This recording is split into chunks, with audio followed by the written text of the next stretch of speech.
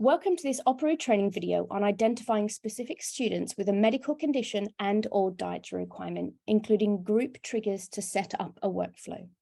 For today, I'm using my demo account. Within my demo account, it is all demo data. In this training video, we're going to look at how to identify students based on a specific medical condition or dietary requirement by creating a dynamic group. We're also going to look at triggers, and I'm going to look at an e-form for a specific medical condition that you can send that to the parent as well if you require any additional information. If you require any help, you can contact our support team. So on the bottom right-hand side of every Opera page, there is a live chat. Clicking on that, you can start a conversation with our support team. On the top right-hand side of your account, if I click help and FAQs, this will take you to our knowledge base where there's hundreds of articles on how you can complete certain tasks, such as creating triggers within a group. Also, if you click on support, that will take you to all the ways that you can access our support team. So that's via live chat, via email, or via the phone. First thing I wanted to do before I make a start is I wanted to just touch on the student record briefly. With the student record, that's the section within Opera where if you allow parents to do so, they can update that information whenever it is required. And as an administrator, you can also update that information. So if I look at Charlotte's profile, clicking on the 3 lines and then clicking student record, once that loads, if I go down the bottom, I have these 2 sections here, dietary requirements and medical conditions. These are the sections which, if they are editable, parents can update that information. So just purely looking at medical conditions now, for Charlotte, again, this is all test data. Charlotte has yes for diabetes and yes for hay fever. And then there's a little bit of information here. So when parents verify that information, they will put in a severity level. So there's been severe put in for diabetes and mild put in for hay fever with a little bit of further information. It is just test because it is test data. It is the data that's in medical conditions and dietary requirements that we're going to pull from when we go to create our dynamic group to identify those students. Coming back up, I'm just going to go back into my administrator view. First thing I'm going to do is look at creating that group. So on the left-hand side of your account, you have your groups. I have numerous groups in my account already, but I wanted to draw your attention to my life-threatening medical conditions group. If I expand that, I already have a group of anaphylactic allergies. I have a group of diabetes, and I have an epilepsy seizures group. So these were all created as dynamic groups. So when the parent or an administrator updates that profile to add a condition, that student is then added directly into this group. So I can see that information as an administrator. I wanted to create another group now. The group that I'm going to create is for asthmatic students. So clicking add and then add group. First thing I'm going to do is give my group a name. Just going to call it asthma. Under my parent, this is where I'm going to set my group. So I'm going to put it under my life-threatening medical conditions group. So it's going to nestle underneath that. I'm not going to look at all of the settings of creating a group in this session. If you do have any questions on creating groups, there is a video in our training library, which is accessible via YouTube. It goes for about 20 minutes where we go into all of the details on creating static and dynamic groups. I'm just going to leave it as the blue color and then click save and next. My next screen I am going to look at, this is my members. This is where I'm going to tell Opera what is the criteria to add that student into my new asthma group. And for this, I'm going to do dynamic members because I'm basing it on the student record. Clicking dynamic members and choose filter, I'm then shown this pop-up screen. This is asking me how my member selection is going to take place. On the left, I'm going to select my Walsh Primary School, and in the middle, under additional attributes, I'm going to expand student record, expand medical data, and then I have loads of options underneath here. Now I can, if I wanted to, expand conditions and search and scroll down for asthma. Alternatively, I have a search box at the top here where I can just type in that search parameter that I'm looking for, scrolling down then to asthma, and it's gone directly where I wanted it to go. Now, I can, if I wanted to, create a group of all asthma students, of which I have 2. But for this specific workflow, what I would like to do is I only want to add that student into that group when I know the parent has gone in and the parent has provided the risk level of that condition. So because of that reason, I'm only going to select life-threatening, severe, and mild. Of which at this point I have 1 student within my school who already has asthma, which is either life-threatening, severe or mild. But I only want that student to populate into the group when the parent has given me that information. Once I've done that, clicking confirm and then clicking save and next. And then the group tells me that it will add 1 student. Clicking OK. The next page I'm taken to is my triggers. This is where I'm going to add triggers to complete my workflow. So with triggers, if you're not familiar with them, they are brilliant. You can have triggers on groups, you can have triggers on e-forms, you can have triggers on approval workflows. So they just help complete your workflow and help automate that process for you. For this specific example, I'm going to create 3 triggers. I'm going to create a trigger that's going to go to the school nurse when the student has, I should say, when the parent has verified that profile. So the school nurse is aware, they can then log into Operoo to obtain any further information. I'm going to create a secondary trigger that when the parent has removed that medical condition from the profile, or when an administrator has done so, an email is triggered to the nurse. So they're aware that that condition has been removed from Operoo. And the third trigger I'm going to create is a trigger to go to the parents to send them an asthma form, asking them to complete the form with all of the information that we require as a school on that form. So the first trigger I'm going to create is that trigger that goes to the nurse, informing them of the student. So choosing a rule, I'm going to set it up so when a member has been added to the group. Choose action to execute, I'm going to send an email. My sub-action is going to be to any address. If it was to the parents, I would select send an email to the parents. If it was a staff group, you could potentially select send an email to the staff or the student, and then it would send an email back to the staff member who's been added to the group. But because this is a parent group and I want to send an email to a staff member, I need to select send an email to any address. From here, I'm going to put in my email address. Just setting on that blue to set it. And then this is going to be the subject. Now, remembering that email is not a secure method of communication, so I'm going to put limited information within this email. So I'm just going to put student with asthma. As a school, obviously, you can choose to put in whatever subject that you would like to put in. This is just a test example. But in the body of the email, what I'm going to do is I'm going to put in a placeholder. So I'm going to put in the profile name. So when the school nurse receives that email, they know the name of the student. And I'm also going to put the ID in as well. For those schools where you have multiple students with the same names, this will just help the school nurse or anyone within the school.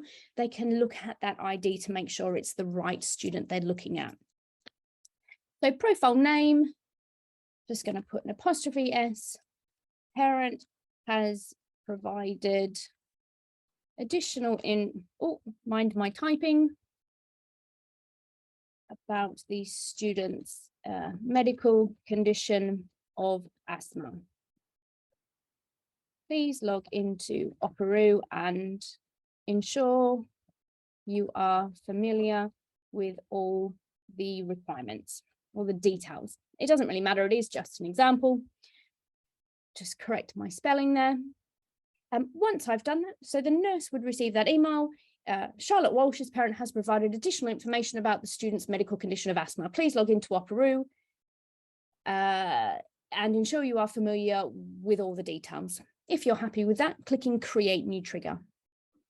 So that trigger is now done. If you wanted to have a look at the trigger, you can click the pencil. Click the eye icon. That will show you the details around the trigger. The pencil, of course, you can edit the trigger if you need to after the fact. The trigger details will show you how often that trigger has been activated, how long it took for that email to be sent, details around that specific trigger. And of course, you can delete the trigger if you wanted to. So that's my first trigger done. The other trigger I'm going to add is removing a member from a group. So I'm going to do the opposite. So member removed from the group. What action do I want to take place? I'd like to send an email.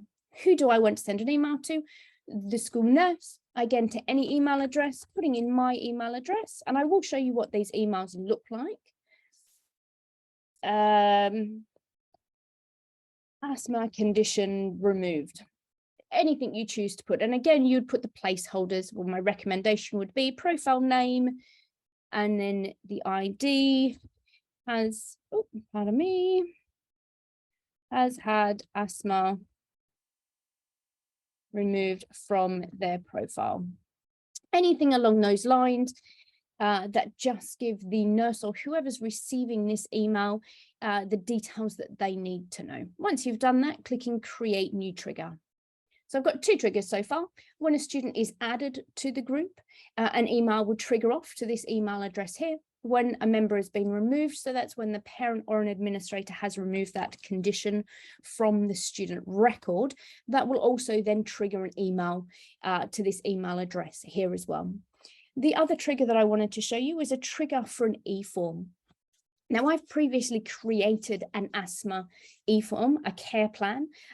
It's based on the Asthma UK plan, so there's about 30 questions on there. If you are interested in creating that form, it is an OPERI best practice template, so you all have it within your account. Just go to create a new parent form, start from an OPERI best practice template, and then search for asthma. But I'm not going to create that form because I have already created it. All I'm going to do now is create that trigger. So choose a rule. Again, it's going to be member added to the group.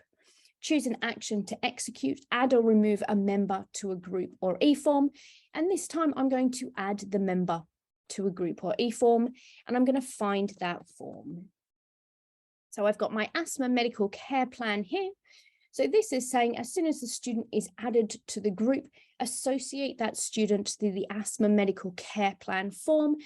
And what that will do then, that will trigger an email, provided that form is active. It will trigger an email to the parent immediately, asking the parent to complete that asthma medical care plan form as well. If you have reminders set up on your form, the parent will then automatically be sent reminders to complete the form if they haven't done so. So that's my 3 triggers that I've created now. If you wanted to, you could create another one that removes the student from that form if the condition has also been removed from their profile.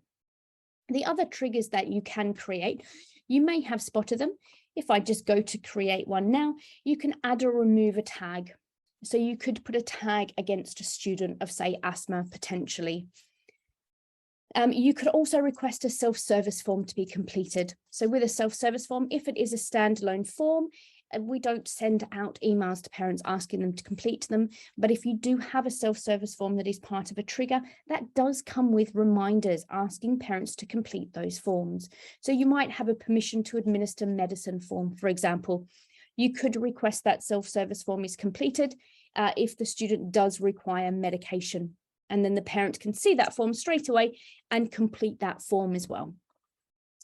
That's for me. I'm just going to do those 3 triggers. So I'm just going to click done now. And what's that done? It's populated my asthma group here on the left. And I can see that I have 1 student. So 1 of 1 student. So I'm just going to open up that group and just summarize what we've done. So to open up a group, right click and then manage this group. So the first thing we did is we created that group. We gave it a name, we gave it a location, and we clicked save and next. From there, we set the criteria based on the student record. That's what's going to populate the student into that asthma group. And then lastly, we created 3 triggers. A trigger to go to the nurse when a student's been added to the group, a trigger to go to the nurse when that asthma condition has been removed from the profile, and a trigger to send the asthma medical care plan to the parent, asking them to complete that form once that student has been added to the group. On the left-hand side, there are a few things that you can do within groups. You can archive a group, you can delete it, and a few other things here on the left as well. That video that I mentioned earlier, showing you how to create groups in greater detail, we do go through the menus on the left within that video. Clicking back into my students, So back into my life-threatening conditions and my asthma group. So if I actually come back into my high-level school now, I'm going to swap over to my parent account ever so quickly.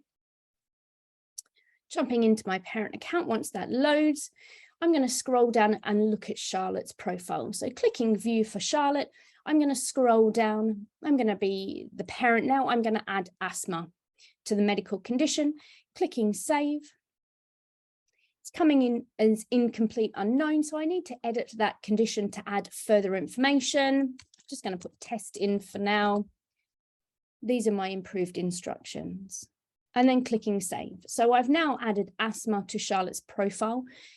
If I then toggle back into my administrator view, and I open up my life-threatening medical conditions group and click asthma, I now have those two students. So Charlotte has automatically populated into that group, and I will have received those trigger emails. I would have received one as the school nurse letting me know that Charlotte has been added into the group, and also as a parent asking me to complete that asthma care plan form. So that workflow has happened. It's all happening in the background, and I don't actually need to do anything. It's all been set up nicely for me. I'm just going to click my asthma medical care plan form now. And you can see here that Charlotte has been associated with that form, and there is no response.